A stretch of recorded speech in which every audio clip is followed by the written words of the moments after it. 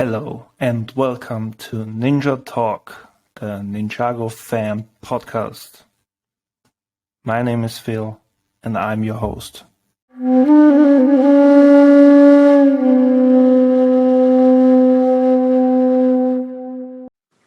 Hello Chris, thank you for being here on NinjaTalk. Yeah, let's start with you. Give us a short introduction of you. Who are you? Where are you from?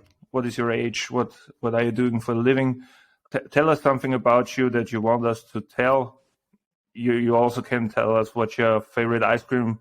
So go ahead, introduce yourself. All right, so my name is Christian Reyes. I'm a graphic designer from Oklahoma, United States. I go by Chris in the community, which is kind of funny that's kind of how it came down to. But yeah, a lot of people call me Chris. Legends of Ninjago is my Instagram handle and stuff, but like Chris is definitely the thing everybody calls me, and I'm okay with that. I'm okay with that. It's always kind of funny whenever my family is like looks over my head. I think both my mom and my sister and my younger sister follow me on Instagram. So whenever they see me have interactions with people and like they see Chris, they're like, "Who?" I'm like, "It's me. Don't worry about it. Don't worry about it." Like, it was a whole thing when I was younger. Anyway, yeah. So I am a huge Ninjago fan. Primarily do mocks and take photos and stuff. I always try to add a little bit of fun flair and stuff to those. Let's see. You mentioned favorite ice cream flavor. I really like peppermint chocolate sort of ice cream. One of my favorites, especially this time of year. You know, getting gearing up for Christmas and stuff. It's yeah. Thanks for having me here. I really appreciated you taking the time. So thanks for being part of this. Absolutely. All right, and so you've already started. You're a huge fan of Ninjago. You are not that old, so did you grow up with Ninjago? Yeah. So was it part of your childhood? What was that? Was it part of your childhood? Yeah. So I mean, actually, by the time Ninjago came out, I was already 14 years old, which is absolutely wild to me that was 12 years ago now. I just turned 26 about at the beginning of this month. And sometimes, whenever you get older, you kind of reflect on those things. And I grew up with Lego. I remember getting my first Bionicle set, my first real Lego set for Christmas. My mom and dad just got me a bunch of Bionicle sets, and that kind of pushed forward my love for Lego. From Bionicle, it went to, I was a huge fan of the Aqua Raiders series. I love underwater themes and stuff now. Having the Seabound and stuff kind of revisit that underwater theme was so cool. And yeah, by the time Bionicle ended in 2009-ish, I was kind of kicking myself because I loved the whole elemental powered heroes and stuff. And I'm like, are we ever going to get anything like that? And then I remember being in the library during recess because I was that kid who would go to school, and instead of going outside and playing with my friends, I'd go into the library and sit and just search the computer. Anyways, I remember looking at this website called Brickopedia, and they had all of this stuff listed for this theme called Ninjago. And I'm like, what is this? What is this Ninjago series? And I think this was November of 2010. And then I started hearing Toys R Us had some sort of ad in our paper for this Ninjago preview. So you'd go in and you get this little, you use the little spinners and play with those and stuff, and you got that little poly bag that has the 4x6 tile that had that little sticker on it with a sword little holder, and I was so incredibly excited for that. And so I loved a ninja growing up.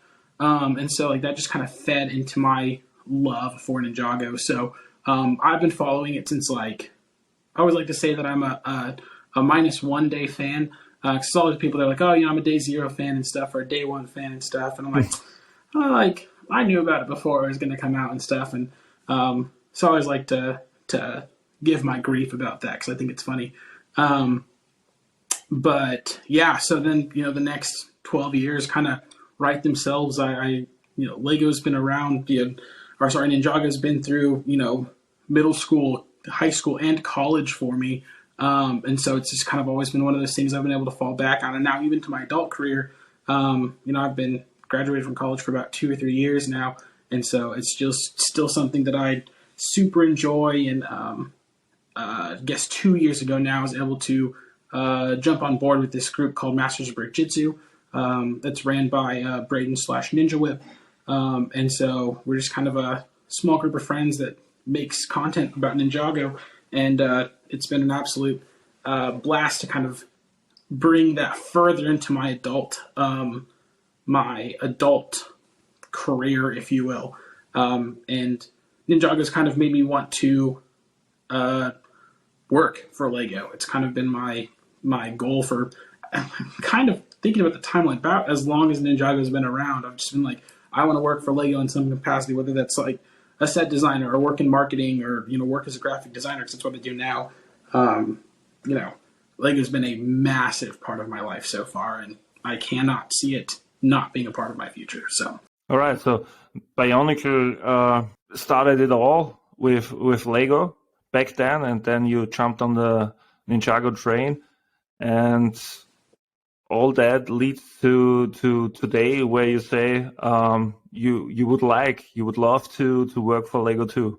So you would like to include Lego in your whole life, not only the play part and the Instagram part and community part, but really work for that.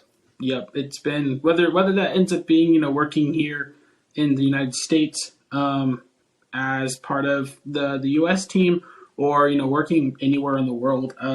Kind of like I mentioned to you before the talk, I had the opportunity to study abroad in Austria, but it also gave me access to basically the rest of the European continent, and I was able to, luckily, was able to go see like the Lego house and stuff up in Billund, and that was just, it actually happened 4 or 5 years ago, like this weekend.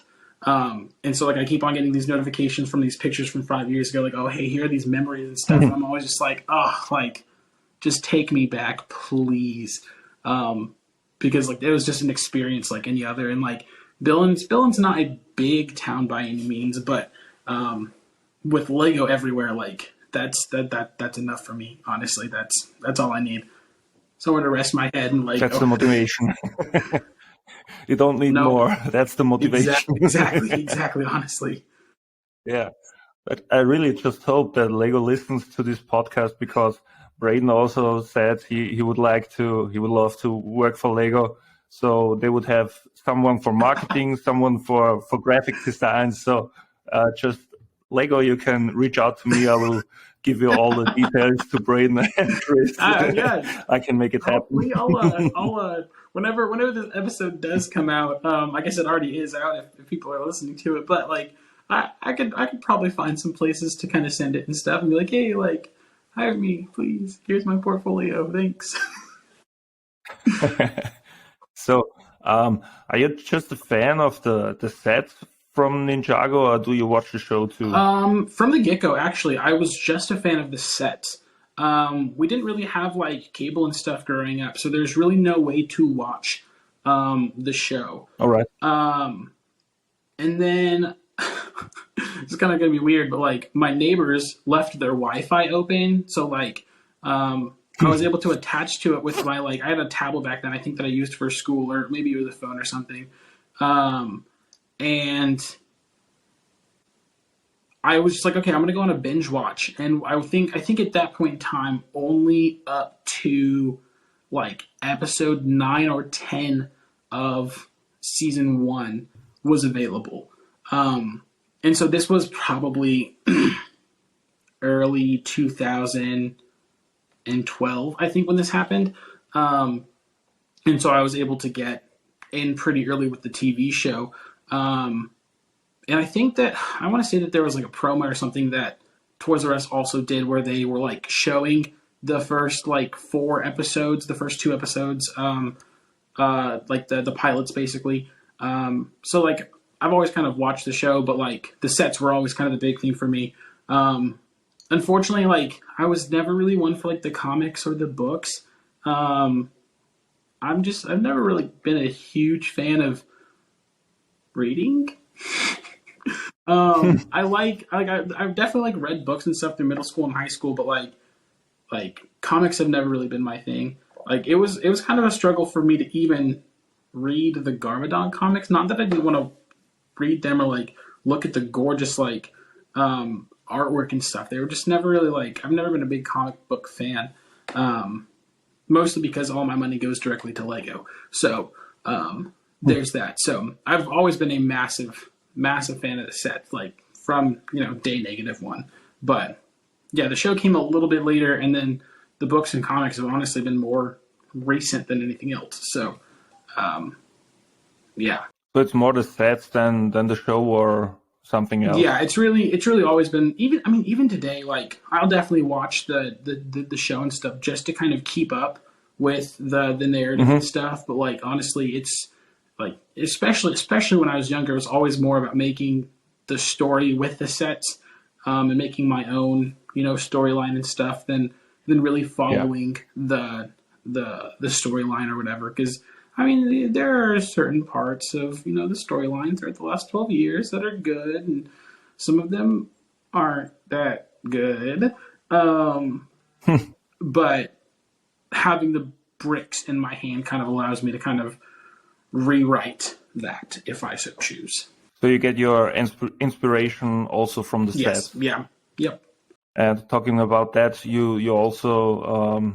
you're not only having the official sets, you're also modding the sets, because I've seen a video of the latest Samurai X mech. You've done a video where you make the head more show accurate, and that's kind of a thing you do. And also I've seen you have some mocks like what you've posted today. It's like a city... how should I call it? It's part of a Ninjago city to connect the docks and the gardens, if I'm right. Yeah. So where did you get the inspiration for that build? Because honestly, I hope people watch it and look up your Instagram, because it looks great. Yeah, I haven't had time to go into all the details because it's a lot to look on. You have something from Borg. You have some kind of police station in it, if I remember right. So where did you get the inspiration for that? Because it's not a small build, I would say. It's like half a city build. So how big is the base? Is it 16 by 32 or is it bigger?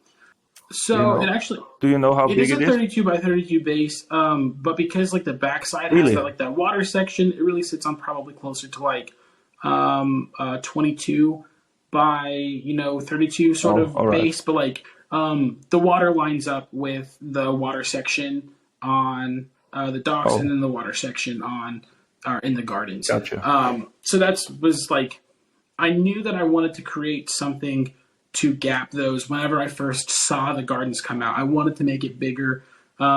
Just because I actually, for the Ninja November thing, I have the full picture on there, so you can kind of see how they connect, but I guess I didn't show the back. But I do have pictures coming later with more detail and stuff, because on top of there being a Borg store and the police station, there's also a coffee shop, and I added in hidden side characters. So there's the scientist lady, I cannot remember her name right now, her like little lab in there. There's a continuation of the Zen Garden from the Ninjago City Garden set. And then there's also, there's a little panda store from Monkey Kid on the back side of like the upper level, which also connects to the back side of the docks and stuff. And I recently redid the docks, actually probably about a year and a half ago. I redid the docks too, so just a little bit bigger, a little more elevated. I also have Ray and Mia's forge in there. I have Ray and Mia's house. I've got a little bakery, kind of a little like bazaar area and stuff where there's just like pottery and rugs and stuff to buy, and then also Dareth's karaoke lounge. You're kind of asking about inspiration. I actually have an entire list of places from Ninjago that don't exist in Lego form yet, and so my idea, basically, like the the width of the city that I have now, I actually have an entire second section that's 48 by 32, 48 lengthwise instead of just 32 that all of them sit on now. So it'll over double the size when it's all done. But I have a lot of money to raise and a lot of things to do before any of those really take off. But I have an entertainment district. I have like a downtown area that's got this massive hotel on it, which will kind of be reminiscent of the flat that the Ninja bought. We're trying to raise money for at the beginning of, I guess at the beginning of season 2, whenever they're trying to train Lloyd after the Great Devourer and stuff. Yeah. Like I said, I've got an entire list of places that don't exist in Lego form yet. Borg Tower is also part of that, and that's going to be a grandiose sort of situation. It, like, you know how tall Ninjago City Gardens is? This is like exclusive news or whatever, but how tall Ninjago City Gardens is, I expect Borg Tower to be over double that. But there's still a lot of planning and stuff that is going into that. I have like basically the layout of each section in Lego form, like built out right now. They're just kind of sitting in stacks in my closet just because I've not really been able to work on them. And actually, the one that I set up today, I just recently like finished it. Like I just put a lot of details and added the characters and stuff to it just so it looked more pleasant to the eye whenever I go through and kind of show off the rest of the build and stuff. But it's all about just kind of building into that world that already existed that the designers did such a good job of kind of manifesting. And I just really wanted to honor that through, trying my own hand at it, trying to keep kind of the general scale and the general look of the city. I don't know if you've noticed this, but as you go from the city to the docks over to the gardens, the colors get wildly like more bright when it comes to the gardens compared to the original Ninjago City set. So my goal was to kind of add that the plaza area and kind of help kind of mix some of the brighter colors with some of those more earth colors and stuff, and really just kind of make it look like a more cohesive set. And also, not that like it's bad, but like the little section with Zane in it that was supposed to be that bridge between the two doesn't look that great in my opinion. So I just wanted to add something a little bit different, add a little flair, kind of take it up the next level, All right, gotcha. Yeah. And do you think, or would you love to see another building, an official set made that would fit into that, or would you say you don't need another building because you have so many ideas and you don't know where to put it then? So that's always kind of a hard question, because I think I've had this discussion with multiple people at this time. If another proper Ninjago City set comes out, I won't be mad. I will absolutely not be mad about it, because it's just more of an opportunity for fantastic builds from the Ninjago team, and absolutely like awesome chance to get like great figures like Antonia. We haven't gotten her yet. Would still love to see her somewhere in those. Like Lawyer Dareth, would absolutely love to see him. If another one comes out, I will make it work. Like my plans right now, especially since those are the two, the other actually 3 sections of my city aren't done yet.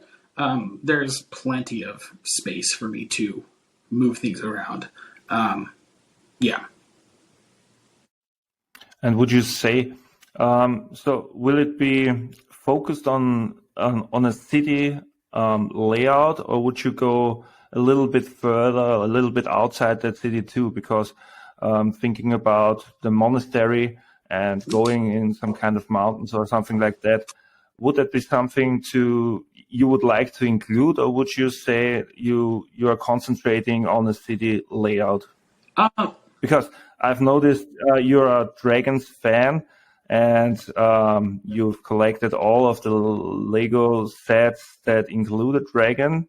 Thinking about that, you as a dragon fan, would you include some kind of mountains with places to get your dragons into that, or would you say now you're going with a city layout and maybe place the dragons inside that? You know what I mean? Yeah. So that's actually a really good question. And just to make a couple things more clear, I have every Ninjago dragon, not just every Lego dragon. The idea has been brought up to me by multiple people. They're like, "Oh, just collect every Lego dragon." I'm like, I don't think you realize how many Lego dragons there are. I don't think you realize how many like weird exclusives there are from like every part of the globe. Like part of getting all the Ninjago dragons also included finding and building like Barnes and Noble promos. There's one Barnes and Noble promo from Australia that I had to get my hands on, and that was just like people kept on like sending me like, oh, like do you have this one? Do you have this one? Do you have this one? I'm like, they are just weird promos from all over the world for Ninjago. Like, whose idea was this? Like, this is ridiculous. But now I can like confidently say that I have every single one of them. And then there's like that weird dragon sticker book that exists. And I have like the 3 primary builds from that, and then all of the pieces stickered to create every variation of dragon in there. Because like trying to do, I think there's like 18 or 19 different full sets of dragon stickers in there that would just like, I could make them all, but I'm not going to make them all. Yeah. That part, if somebody really wants to go on a tangent and say that they don't have all of them because of that, then more power to them, whatever. As far as adding extra to the city, I've kind of been back and forth about this because I would love to create additions to the city beyond the city. But I think a lot of those would come in like individual mocks. So like my Temple of Fortitude mock that I did a couple years last year. Last year. That one kind of stands on its own. It doesn't exist within kind of this city sort of setup. And so if I ever do like mountains, like part of me wants to do a massive monastery build that would include the dragon stables on the backside of that. That you can kind of only see in like the first couple episodes, and it's never talked about ever again, for whatever reason. It was also in a book recently too. It was in a comic book recently or something like that. I was just super weirded out by it. If I do that, it'll be probably a separate thing from the city, because the city has a certain scale to it that doesn't work with everything. I don't think it would work with the monastery. The monastery that we got for Legacy would probably be a better scale to like the Ninjago City sets than like making my own would be. But I mean, I have similar to having like a list of like places that I want to build in Ninjago City. I've got like a extensive list of mocks that I want to do eventually. It's just, being young and not having all the money to do everything that I want with, and not that that's exclusively like something that young people deal with, but we'll get there eventually. There is some rock work actually in an upcoming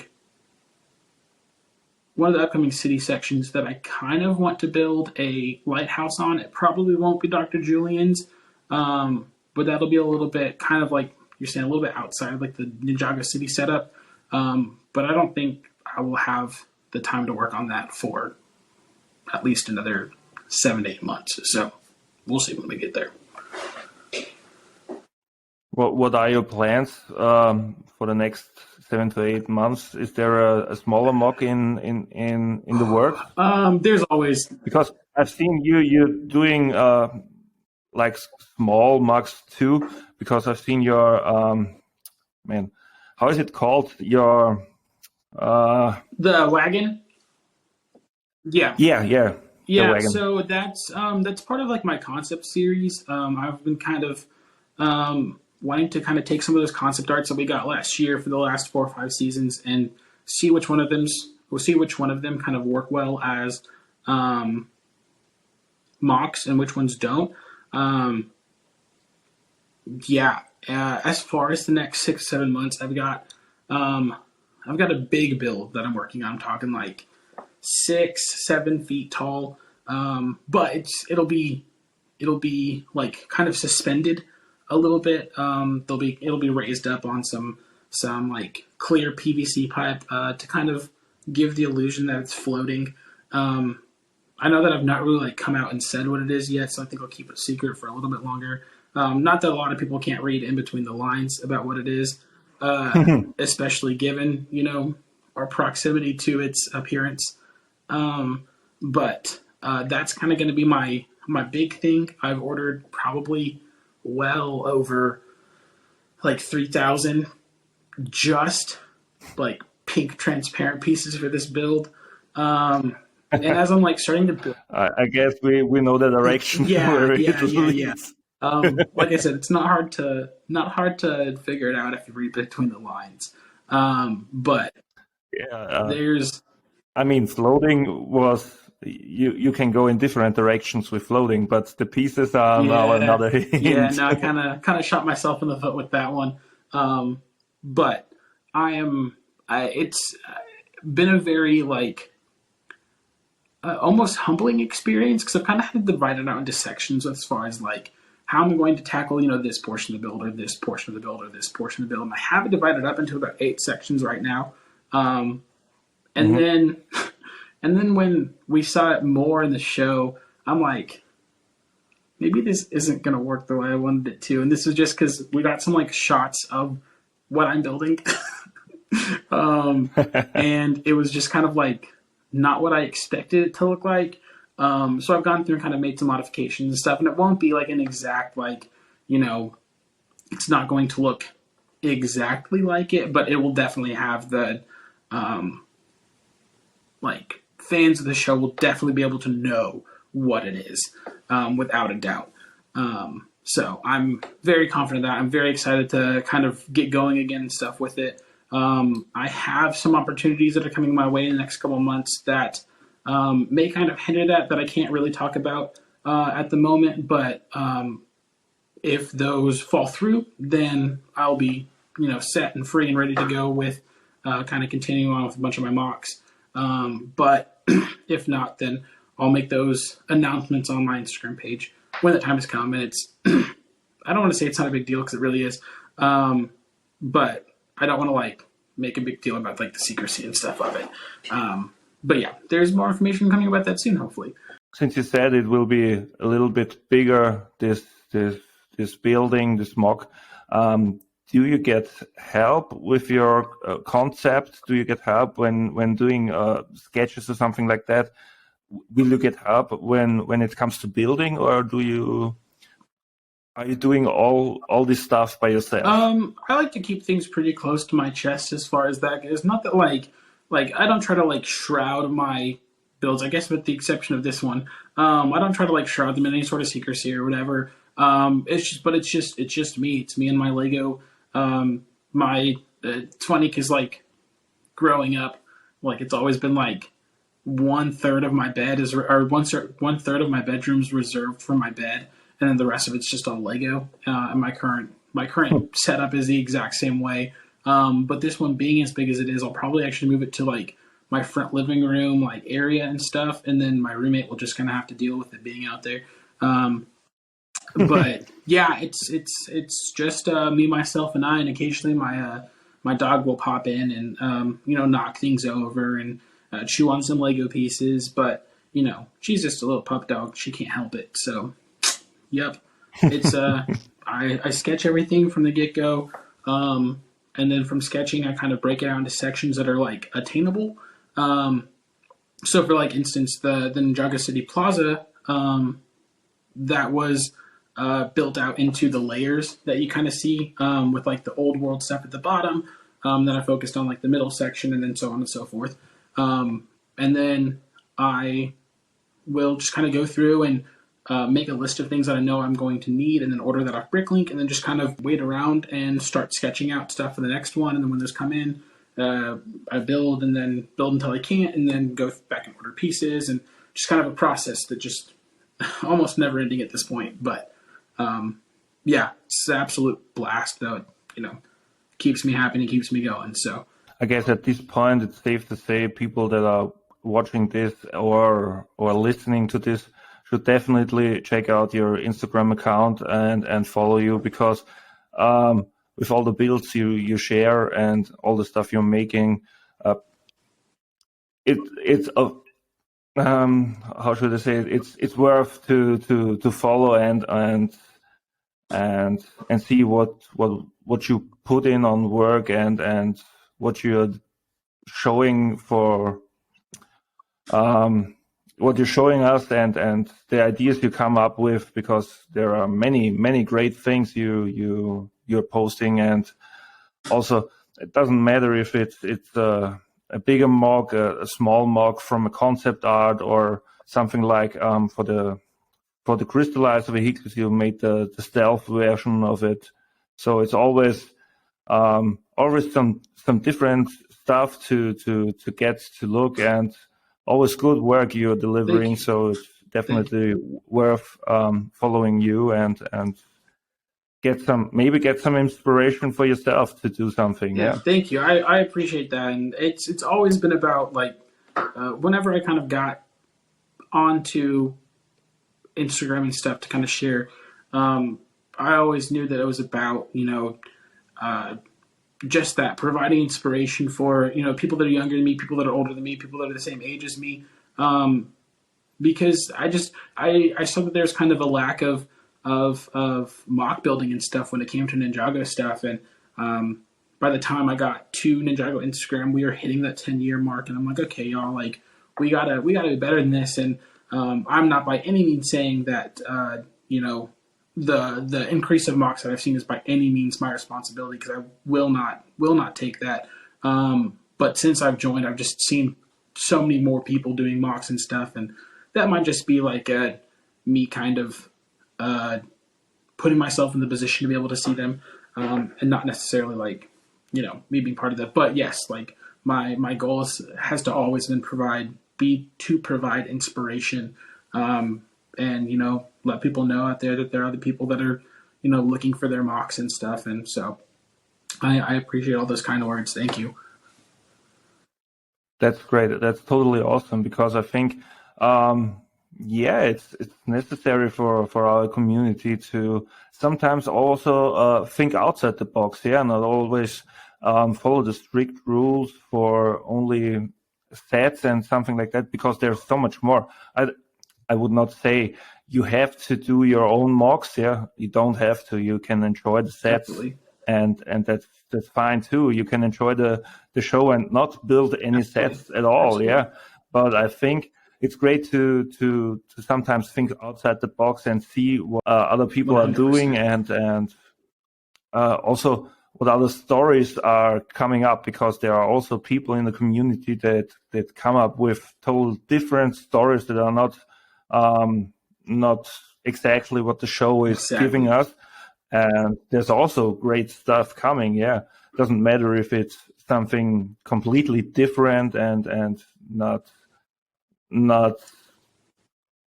connected at all to the show, or if it's something that goes way beyond the show, like history of some characters or the future of some characters, like where are some characters in like 10 years, 20 years or something? Do they have family? How will they give their legacy to the next generation, and so on? So it's great to have people like you that show there is more to this. 100%.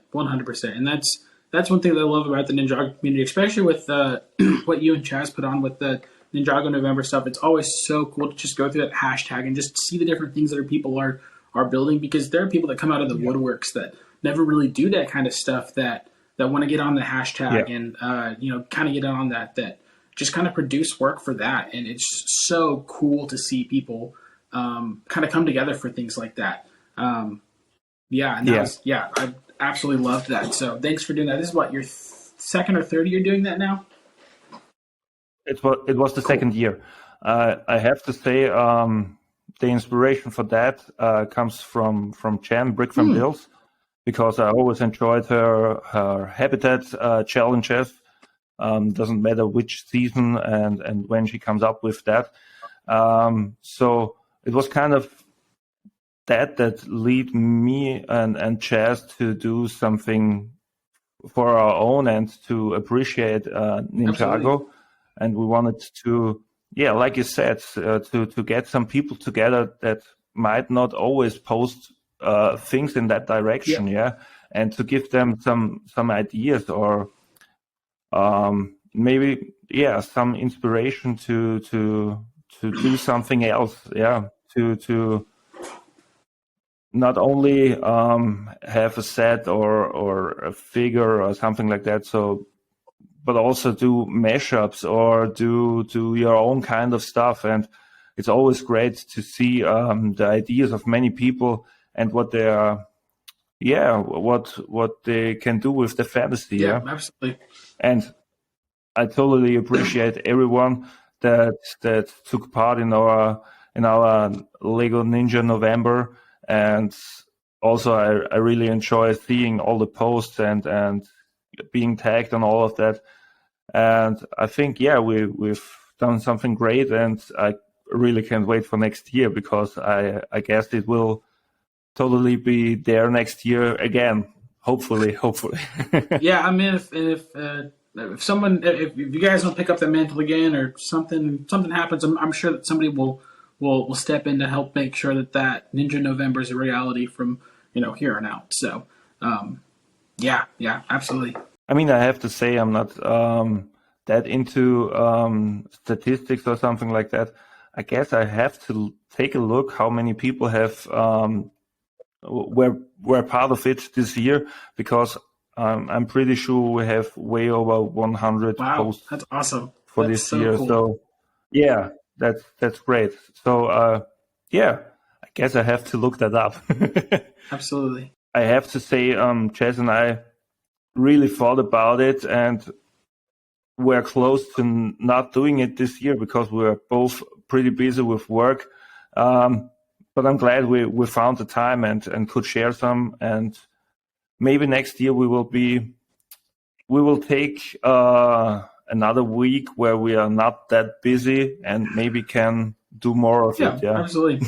Absolutely. Yeah. I mean, something like Ninja November, like you can make it Ninja December, but I guess I see the alliteration with Ninja November, but like there's also like 4 weeks to November. So I mean, it could be any of them. So yeah. So because it fits perfect to this, talking about the community, talking about Ninjago, of course.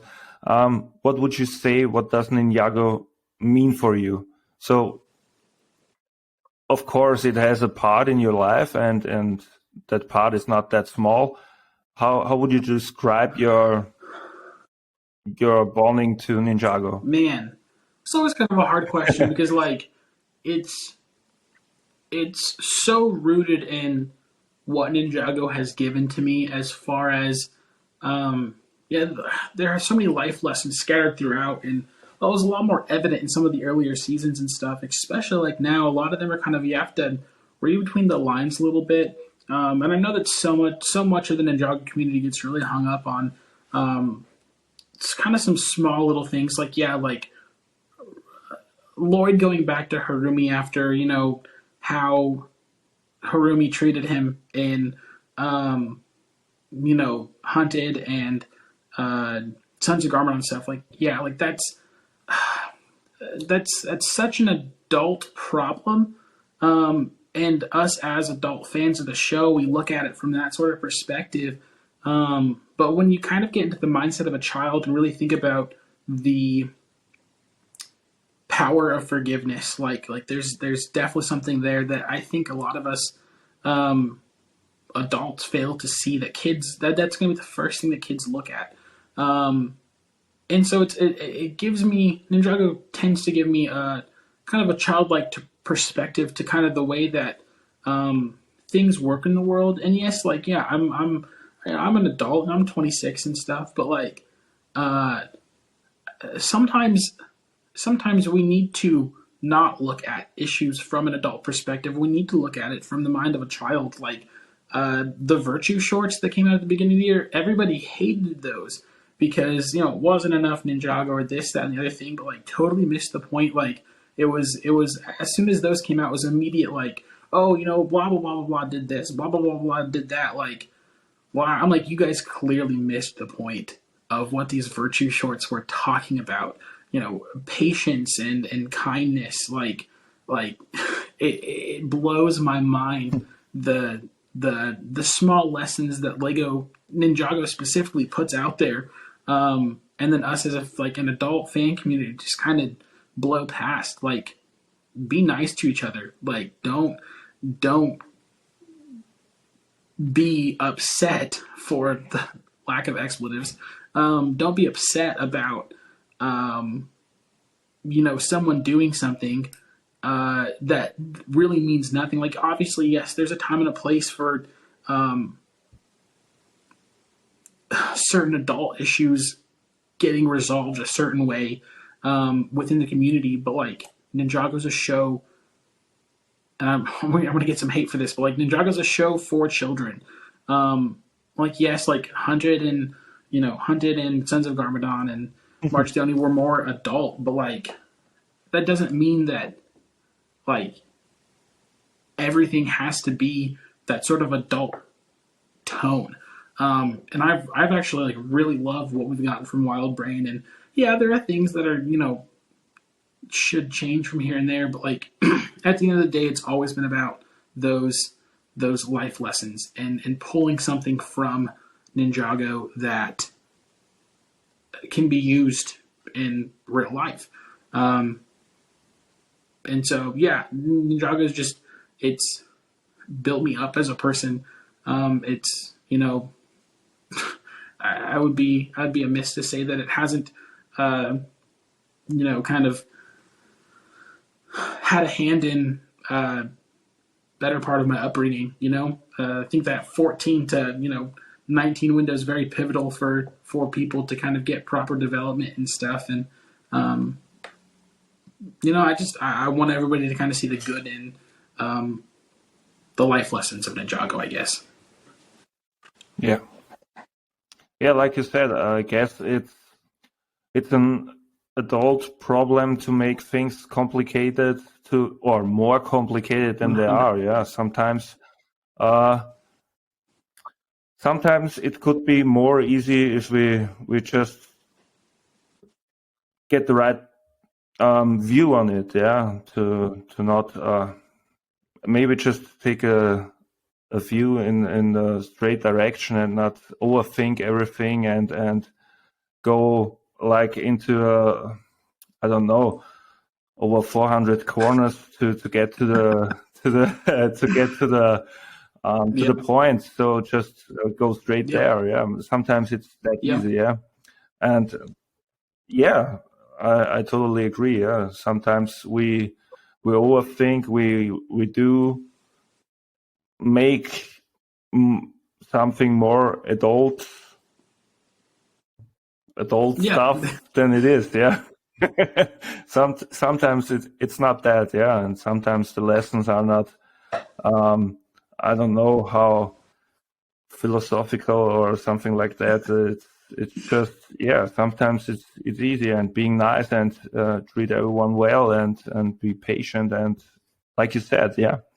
Sometimes it's not more than that, and yeah, we I guess we could all take this for the whole life, yeah, and the lessons we learn with that, or hopefully learn, or maybe we think about some stuff in a different way and get back to the view that not everything is bad and not everything has to be bad.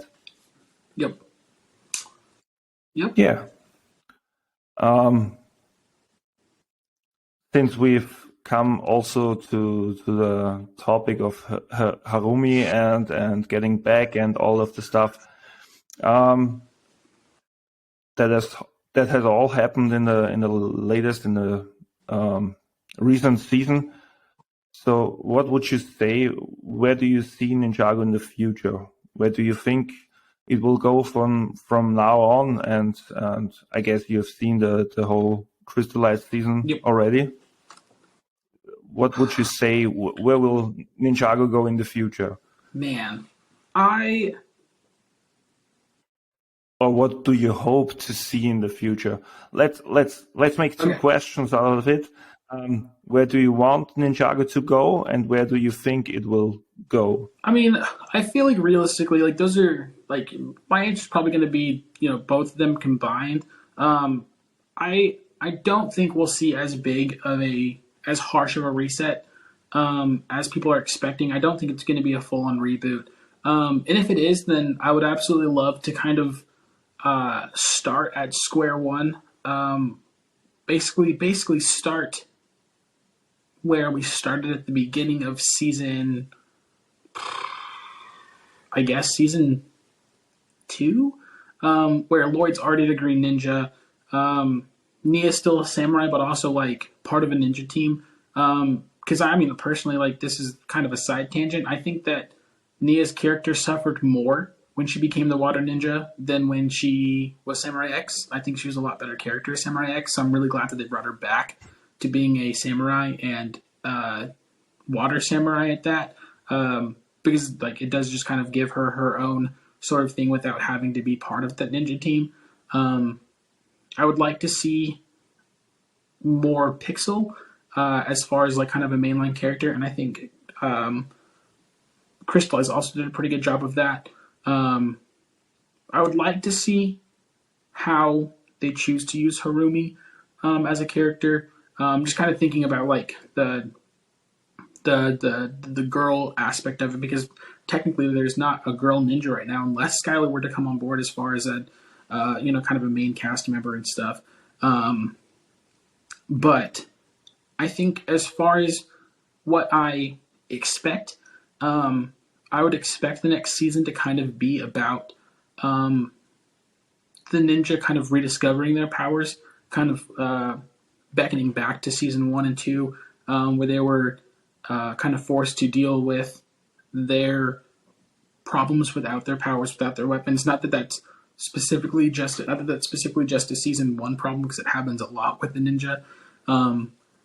But whether that's going to this kind of where like what I want to see, like I want to see these like massive elemental locations, like some sort of lightning temple up in the wherever they found the nunchucks of lightning, like a lightning temple would be cool. A fire temple, a water temple. Just seeing more like elemental locations, but I'd also love for that part of the story to kind of harken back to the elemental masters that came before, like how they dealt with issues when their powers weren't there, if that was a problem for them. Because I really want more story about Jay's birth mother. I'd love to hear more about Lily. I'd love to hear more about like Ray and Mia. Ray and Maya's adventures? Yeah, Maya. Ray and Maya, yeah. Ray and Mia, I don't know.